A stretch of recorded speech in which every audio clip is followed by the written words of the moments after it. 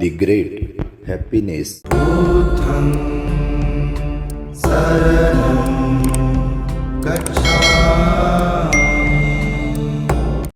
मनोपुब्बंगमाधम्मा मनोसिट्ठा मनोमया मनसाचे पदुठेन भासति वा करोति वा ततो नං दुःखमनवेति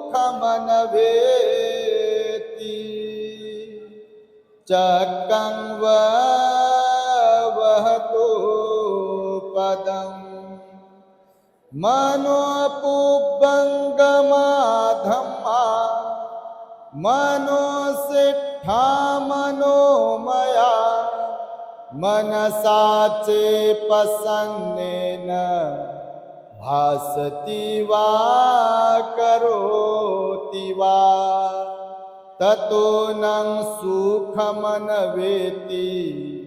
छायाव अनपायिनी।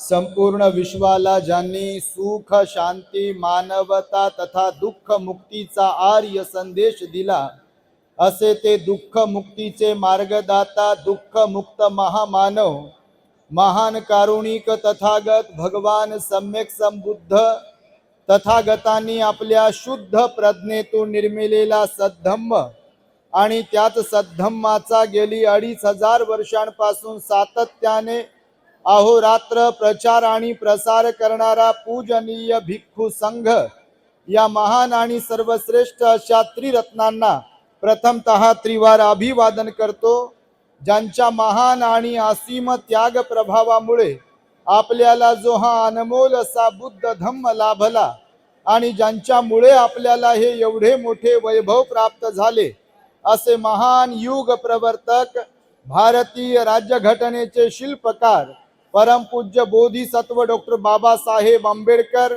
या महामानवाच्या महान अशा धम्मक्रांतीमध्ये संपूर्ण जीवनाला समर्पित करून आज या महान मंगलमय दिनी आपल्या ठाणे जिल्ह्यातील गौरी मंगल कार्यालय मांजर्ली बदलापूर पश्चिम या ठिकाणी पूजनीय भंते संघ कीर्तीजी महास्तवीर यांचा जीवन गौरव सन्मान सोहळा आणि या सोहळ्याच्या निमित्ताने या भव्य दिव्य अशा धम्म परिषदेचा आज रविवार दिनांक 18 जानेवारी 2026 रोजी आयोजन करण्यात आलेला आहे। तेव्हा परिषदेचे उद्घाटक पूजनीय भंते डॉक्टर एन आनंदजी महास्तवीर त्याचबरोबर ज्यांनी आपणास मार्गदर्शन केलं असे राष्ट्रीय ट्रस्टी कार्याध्यक्ष भारतीय बौद्ध महासभेचे आदरणीय डॉक्टर भीमराव यशवंत आंबेडकर साहेब या ठिकाणी धम्म मंचावरती उपस्थित असलेले पूजनीय भदंत विनय बोधीप्रियजी महाथेरो त्याचबरोबर ज्ञान रक्षितजी आणि महामोगलांजी यश भंतेजी त्याचबरोबर संपूर्ण पूजनीय भिक्खू संघ बुद्ध कन्या आर्याजी आणि सर्व श्रामणेर संघ उपासक उपासिका बदलापूर परिसर आणि मला वाटतं ठाणे मुंबई इकडे नेरूळ आणि मुरबाड अनेक ठिकाणावरून धम्मदेसना श्रवण करण्यासाठी उपस्थित असलेले आपण सर्व श्रद्धावंत उपासक उपासिका बालक तथा बालिकांनो तद्वतच दी ग्रेट हॅपीनेस या आपल्या यूट्यूब चॅनलचे सर्वच दर्शक सर्वप्रथम तुम्हा सर्वांच्या प्रती मंगल मैत्री सद्भावना व्यक्त करतो आणि आपणा सर्वांच्या दुःख मुक्ती करिता तथागत भगवान बुद्धांद्वारा शिकविलेल्या धम्मोपदेशास प्रारंभ करतो। आपण सर्वांनी शांत एकाग्र आणि श्रद्धायुक्त चित्ताद्वारे या अनमोल बुद्धवाणीला आपल्या हित सुखाकरिता श्रवण करावे ग्रहण करावे। एवढी मोठी प्रचंड गर्दी बदलापूरला छोट्या मोठ्या कार्यक्रमांसाठी आम्ही अनेकदा आलो, परंतु आज पाहतोय मला वाटतं सकाळपासून जेवढे तुम्ही इथे तुडुंब गर्दी केली आहे तेवढेच खाली आणि बाहेर लोक आहेत एवढी तुफान प्रचंड गर्दी केली. एकदा आयोजकांसाठी आपण प्रचंड टाळ्या वाजून त्यांचं अभिनंदन केलं पाहिजे. मला वाटलं बापा माझ्याकडे आता अध्यक्ष स्थान दिलंय आणि अध्यक्षीय समारोपाला कोणी राहते का नाही, असं धाक धुक होत होत. त्यातल्या त्यात आनंद भंतीजीनं मग मध्ये बिचारे ते आजारी आहेत. मला वाटलं बा आमचा नंबर लागला कसा तरी. स्टँड माईक रेडी ठेवलं. तेवढ्यात भंतीजीनं माईक घेतला आणि भंतीजी म्हणे बापा माझी तब्येत बरी नाही. आणि भंतीजी बोलले. मी म्हटलं आता काही खरं नाही. भंतीजी बोलले. आमच्या संघकीर्ती भंतीजींचा सन्मान जीवन गौरव झाला. आता आपला काही खरं नाही. आपण आल्या मार्गे परत जाऊ की काय. भंतीजी पण आमचे विनयपती भंतीजी पण आले. भंतीजी लोक थांबतील का बसतील का निघून जातील. फार उशीर झाला आणि खरंच उशीर झाला. एकदा स्वतःसाठी पण टाळ्या वाजवा. तुमच्या गावाचं नावच बदलापूर आहे. बदला म्हणजे परिवर्तन आहे. आणि हे परिवर्तन तुमच्यामध्ये धार्मिक परिवर्तन दिसून आलं. त्याबद्दल मला प्रचंड अभिमान वाटतो. प्राऊड फील होतोय तुमच्याबद्दल. कारण आम्ही पण मुंबईमध्ये येऊन जाऊन राहतो. मुंबईतल्या लोकांना खरंच वेळ नाही आहे. पण तुमच्याकडे पाहिल्यावर कोणीच असं म्हणू शकत नाही की मुंबईतल्या माणसाला वेळ नाही आहे. Not a joke. Start to end एवढी तुफान गर्दी. राहुलजी गायकवाड असतील, संघपाल भंतेजी असतील, यांनी आम्हाला बोलवलं, अध्यक्ष स्थान दिलं. मी विचार करत होतो काय बोलू, कारण लय काय काय ऐकलं तुम्ही सर्वांकडून. इथे 3 मे 1927 ला मला वाटतं बाबासाहेब येऊन गेले. छत्रपती शिवाजी महाराजांची जयंती होती. त्या जयंतीचं अध्यक्ष स्थान बाबासाहेबांकडे होतं. या घटनेला पुढल्या वर्षी 3 मे 1927 ला 100 वर्ष पूर्ण होतील. मी उपदेशाच्या पूर्वीच आयोजकांना अशी एक सूचना देईल की यावर्षी 99 वर्ष झाले. आता 3 मेला 99 वर्ष होतील बाबासाहेब तुमच्या बदलापुरात आले होते. पुढल्या वर्षी म्हणजे 2027 ला 3 मेला बाबासाहेबांच्या इथे येण्याला, त्यांनी इथे येऊन अध्यक्षीय भाषण करण्याला, मार्गदर्शन करण्याला 100 वर्ष शतकपूर्ती होईल. तेव्हा बाबासाहेबांच्या भाषणाची शतकपूर्ती आपण साजरी करावी. आणि जर पॉसिबल होत असेल तर ही धम्म परिषद 2027 ची 3 मे 2027 ला लावावी. आम्ही नक्कीच येऊ त्या कार्यक्रमासाठी. महाडचा पण सत्याग्रह झाला बघा तुम्ही, शतकपूर्ती कशी आहे. आणि आम्ही आज जिकडे तिकडे फिरतोय ना, लोकांमध्ये उत्साह पाहतोय. तुमच्या बदलापूरच्या बाजूला उल्हासनगर आहे पहा. उल्हासनगरचे उल्हासित असणारे बरेच श्रद्धावंत उपासक उपासिका पण इथे आलेले आहेत. तुमच्या बाजूला उल्हासनगर उल्हासित करणारे आणि तुमच्यात बदलापूर आहे. आणि त्यामुळे इथे इतिहास घडला आणि इतिहास घडेलच. पुढल्या वर्षीची सुद्धा ऐतिहासिक धम्म परिषद झाली पाहिजे. यासाठी आपण सर्वांनी या धम्म परिषदेला तन मन धनाने सहकार्य केलं पाहिजे. महाडच्या चौदार तळ्याच्या सत्याग्रहाला देखील 2027 ला 20 मार्चला 100 वर्ष पूर्ण होत आहेत. त्याचबरोबर मनुस्मृती दहन दिनाला सुद्धा 25 डिसेंबर 2027 ला 100 वर्ष पूर्ण होत आहे. आणि तुमच्या बदलापूरच्या सुद्धा बाबासाहेबांच्या अध्यक्षतेखाली झालेल्या छत्रपती शिवाजी महाराज जयंतीला सुद्धा 100 वर्ष पूर्ण होत आहे. आणि म्हणून टाळ्या नका जास्त वाजू बाबा. मी आता पाहिलं हे पॉम्पलेट, मला फार आवडलं बघा पॉम्पलेट. हे यासाठी की या कार्यक्रमाचा उद्देश काय आहे हे पॉम्पलेटच्या स्टार्टिंगलाच इथं लिहिलं बघा की पूज्य भंती संघकीर्ती महास्तवीर यांचा जीवन गौरव सन्मान सोहळा. मी एवढा आनंदित झालो. आम्ही भंतीजी बसलो होतो जेव्हा संघकीर्ती भंतेजींची एंट्री झाली, ग्रँड एंट्री झाली. भीमराव साहेब भाषण करत होते. त्यांचंही कौतुक भीमराव साहेबांचं आपण केलं पाहिजे. भाषण थांबवलं त्यांनी आणि तुम्हाला उभं राहायला सांगितलं आणि तुम्ही पण उभे होतात. भंतेजी इथे येईपर्यंत एवढं मनातून असं एकदम मन पुलकित होत होतं की बदलापूर वासीय आणि ठाणे जिल्ह्यातील आपण सर्व श्रद्धावंत लोक किती चांगले आहात. आपल्या धम्मगुरूचा जसा करायला पाहिजे तसा यथोचित सन्मान तुम्ही केलेला आहे. याबद्दल तुमचं सुद्धा कौतुक करावं तेवढं कमीच आहे. आम्ही 19 ऑक्टोबरला औरंगाबादला महातेरो झालो. मिलिंद महाविद्यालयाच्या प्रांगणामध्ये एक भव्य दिव्य असा कार्यक्रम संपन्न झाला. तो सुद्धा आपण आपल्या द ग्रेट हॅपीनेस चॅनल वरून पाहिलेलाच असेल. भिक्खूंचे सन्मान झाले पाहिजे. भिक्खूचा सन्मान म्हणजे बुद्ध शासनाचा सन्मान आहे, हे लक्षात घ्या. लोक प्रेरित होतात आणि त्यामुळे आपले भंतीजी संघकीर्ती कसे पिवळे पिवळे दिसतात बघा. अगोदरच ते गोरे गोमटे आहेत. मी स्वतःला पुण्यवान समजतो. आमचा जन्म रमाबाई कॉलनी घाटकोपरचाच आहे आणि श्रामणेर जीवनामध्ये असताना आमचे विपස්සनाचार्य संघकीर्ती भंतेजी आम्हाला लाभले. तिथे आम्हाला त्यांचा सहवास लाभला. यासाठी आम्ही मोठे पुण्यवान समजतो. तेव्हा अश्वजित भंतेजी होते आमचे, ते वारले आणि संघकीर्ती भंतेजी तिथे होते.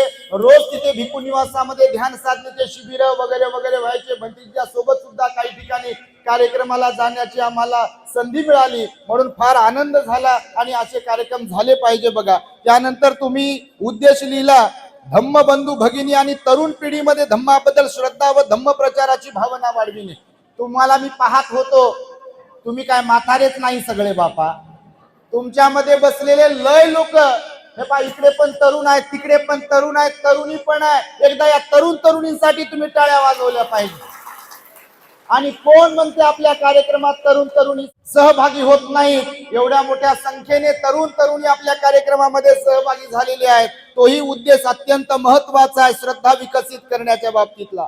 त्याचबरोबर या ठिकाणी असं लिहिलंय की बाबासाहेबांना अभिप्रेत असलेल्या महाविहाराची संकल्पना सुद्धा आपल्याला राबवायची आहे. आणि त्याचबरोबर महत्वाचा 5वा पॉइंट लिहिला, जो आपल्या चॅनलचा घोषवाक्य आहे, महामानव बोधिसत्व डॉक्टर बाबासाहेब आंबेडकरांना अभिप्रेत असलेला आदर्श बौद्ध समाज निर्माण करणे हे माझे तुमचे प्रत्येकाचं कर्तव्य आहे आणि ते कार्य सुद्धा आपण करीत आहात. याबद्दल आमच्या संघपाल भंतेजींचा टाळ्यांच्या गजरांमध्ये आपण अभिनंदन केलं पाहिजे. श्रमण त्यांचं अभियान सुरू आहे. सर्वत्र बरेच भंतेजी चांगलं काम करत आहेत. तुम्ही आणि आम्ही पण साक्षीदार आहोत. एक काळ होता आम्हाला कोणी विचारत नव्हतं आणि एक काळ होता तुम्हालाही कोणी विचारत नव्हतं. पण आज बघा तुम्हाला सांगतो, ही मोठी जागृती आहे. हा सामाजिक क्रांतीचा लढा आहे, हा धम्माचा जागर आहे आणि त्यामुळे एवढ्या मोठ्या संख्येने तुम्ही इथे उपस्थित आहात. त्यामुळे तुम्हाला जास्त बोलत नाही. मी छोटासा एक उपदेश सांगणार आहे. तुमच्याकडे पाहून आता मला आठवलं, भगवान बुद्धांनी 4 प्रकारच्या आंब्यासारखे माणसं सांगितले. आता येताना पाहिलं आंब्याच्या झाडाला मोहर लागलेला आहे, फुलोरा लागलेला आहे, तुम्ही पाहिला असेल. तुम्ही मला वाटतं हे जवळच रायगडाच्या जवळच आहे ना, कोकणाच्या जवळच आहे. तर 4 प्रकारच्या आंब्यासारखी माणसं आहेत. छोटासाच उपदेश आहे, ते मी तुम्हाला सांगणार आहे. तुमची काही जास्त वेळ घेणार नाही, कारण तुम्हाला कुणाला लोकल वगैरे असेल, आज मेगा ब्लॉक असेल का नाही माहिती नाही इकडे, पण आज रविवार आहे. भगवान म्हणाले आपले, मी मनुष्यांकडे समाजाकडे पाहतो तर 4 प्रकारच्या आंब्या समान माणसं मला दिसतात समाजामध्ये. किती? माझ्याशी बोला. हा, व्हेरी गुड. पहिला प्रकार सांगितला भगवंताने. काही आंबे असे असतात पहिल्या प्रकारातले, वरतून कच्चे दिसतात, हिरवे दिसतात, परंतु आतून गोड आणि रसाळ असतात, पिकलेले असतात. हा पहिला प्रकार आहे. अगोदर आंबे सांगतो, नंतर माणसं सांगतो.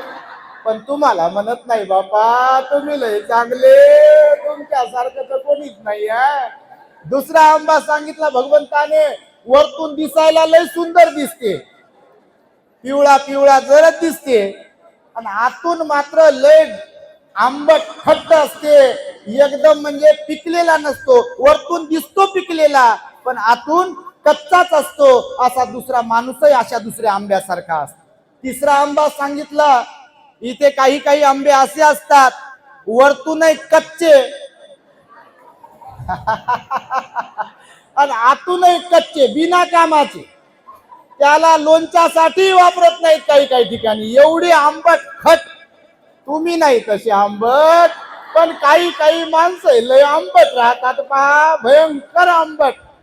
चौथा प्रकार सांगितला भगवंतानं आंब्याचा, काही काही आंबे वरतून दिसायला पिवळे जरत असतात, मस्त पैकी सुगंधित असतात, आणि आतूनही मोठे रसाळ असतात, मधाळ असतात आणि गोड गोड असतात. लोक त्याची रसाळी करतात, आमरसपुरी खायला करतात आणि लोक आनंदित होतात. हे जसे 4 प्रकारचे आंबे आहेत तसेच 4 प्रकारचे लोक आहेत. इतर समाजाचं सोडा, आपल्याकडे याची काही कमतरता नाही. तुम्ही मात्र बदलापूरवाले जे आहे चौथ्या आंब्यासारखे म्हणतो बापा, पाहतो तुमच्याकडे तुम्ही दिसायला पिवळे पिवळे दिसू लागले, गोरे पान दिसू लागले, किती हातातन नाकातन पायातन कुठं कुठं काय काय काय काय बाबासाहेबांना दिलेलं दिसत आहे तुमच्याकडे. आणि म्हणून पहिला जो प्रकार सांगितला, वरतून दिसायला कच्चा पण आतून मधाळ आहे, असेच काही काही लोक सुद्धा आहेत. बोलत वगैरे जास्त नाहीत. काय झालं बापू,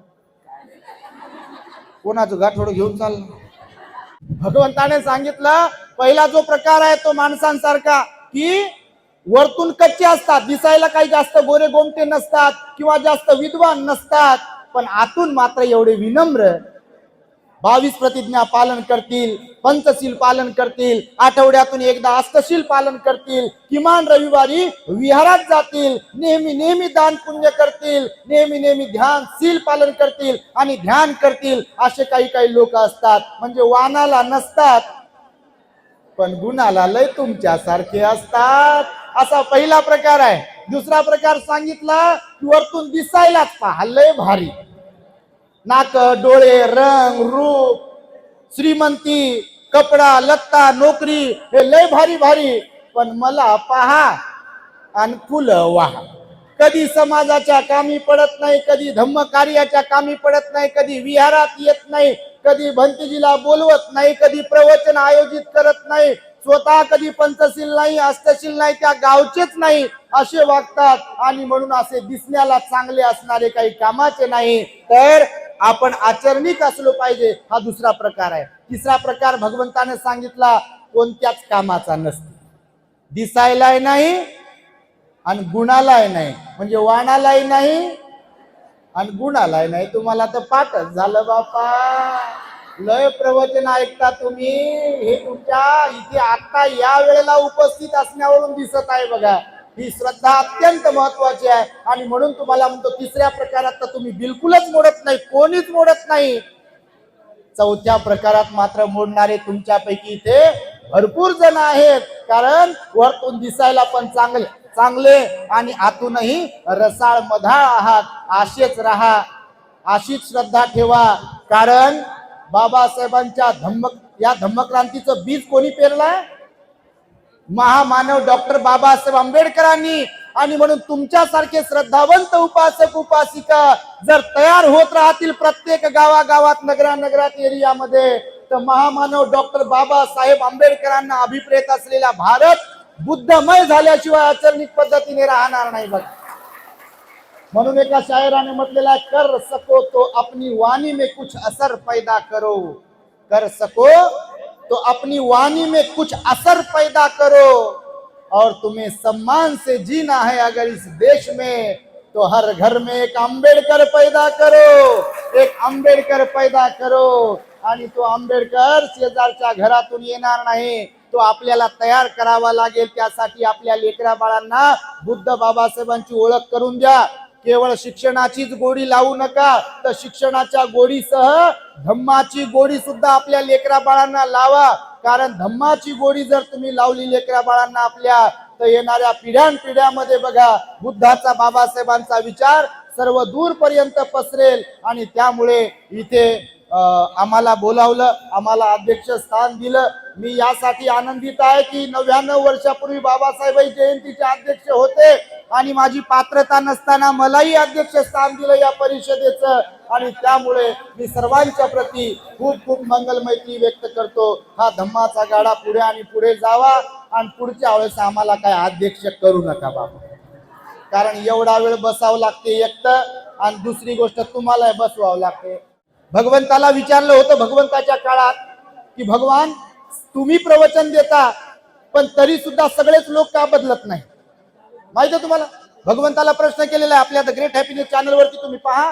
ह्याबद्दल मार्गदाता आणि मोक्षदातामध्ये काय फरक आहे आणि भगवान आपले मार्गदाताच कसे होते, मोक्षदाता कसे नव्हते, हे तुम्हाला ऐकायला मिळेल. त्यामध्ये भगवान बुद्धाला प्रश्न जेव्हा विचारला की भगवान, तुम्ही प्रवचन देत असताना, सम्यक संबुद्ध प्रवचन देत असताना सर्वच लोक बदलत का नाहीत?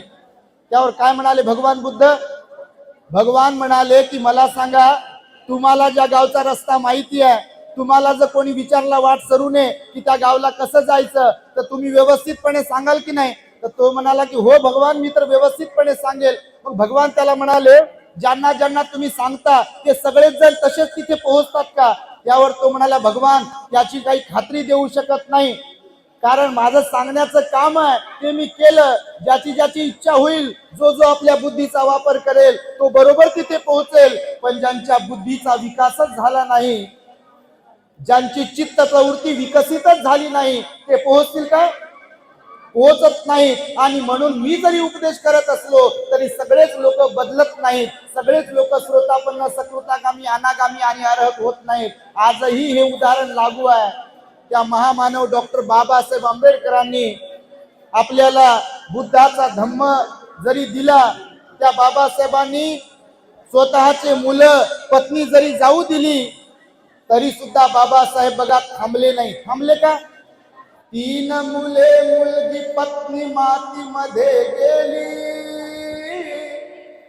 3 मुले, मुलगी, पत्नी मातीमध्ये गेली, तरी त्या युगंधराने परवा नाही केली. तरी त्या युगंधराने परवा नाही केली का परवा? पण तरी सुद्धा आपले सगळेच लोक ध्यानावर आहे म्हणता का? आपले सगळेच लोक ध्यानावर आहे म्हणता का तुम्ही? बापा काही तर 365 दिवसातून फक्त एकच दिवस 14 एप्रिलला ते बी वर्गणी गेली म्हणून नाचायलाच बाहेर पडतात का? खरं की खोटं? खोटं काय म्हणाल तुम्ही? तुम्ही नाही तसे, पण तुमच्या आजूबाजूला असे असतील म्हणजे असतील, त्यांना काही देणं घेणं नाहीये. रिझर्वेशन घेतात, स्कॉलरशिप घेतात, सगळं घेतात, खिशे भरतात, पद उपभोगतात, परंतु बाबासाहेबांच्या प्रती जे कर्तव्य आहे ते पार पाडण्याची जेव्हा वेळ येते तेव्हा मात्र मागे हटतात, घरीच बसतात. आणि मग बाल्याची माय आणि बाल्या आपापल्या खोलीत आणि समाज गेला म्हणते चुलीत. तुम्ही नाही तसे, परंतु असे लोक आहेत. अशा लोकांना जागवण्याचं काम आम्ही द ग्रेट हॅपीनेस चॅनलच्या माध्यमातून करत आहोत. आणि म्हणून सरते शेवटी तुम्हाला एक सूचना करतो, येणाऱ्या 26 जानेवारी 2026 ही युनिक तारीख आहे, पुन्हा येणे नाही.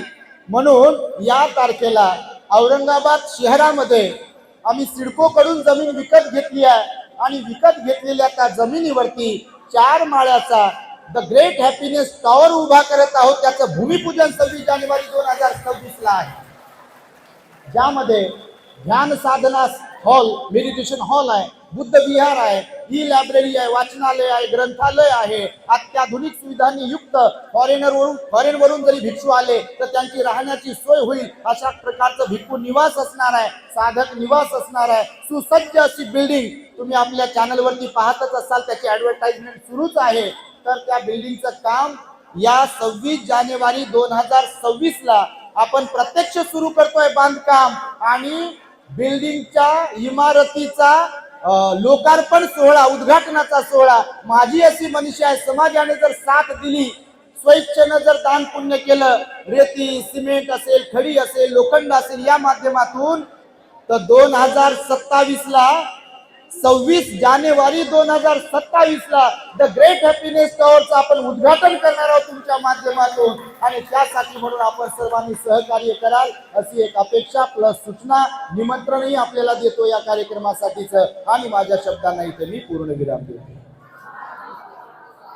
भवतु सब मंगलम रक्षन्तु सब देवता सब बुद्धानुभावेन सदा सोती भवन्तु ते. भवतु सब मंगलम रक्षन्तु सर्वदेवता सर्वधर्मानुभावेन सदा सुखी भवन्तु ते भवतु सर्वमङ्गलं रक्षन्तु सर्वदेवता सर्वसङ्घानुभावेन सदा सुखी भवन्तु ते।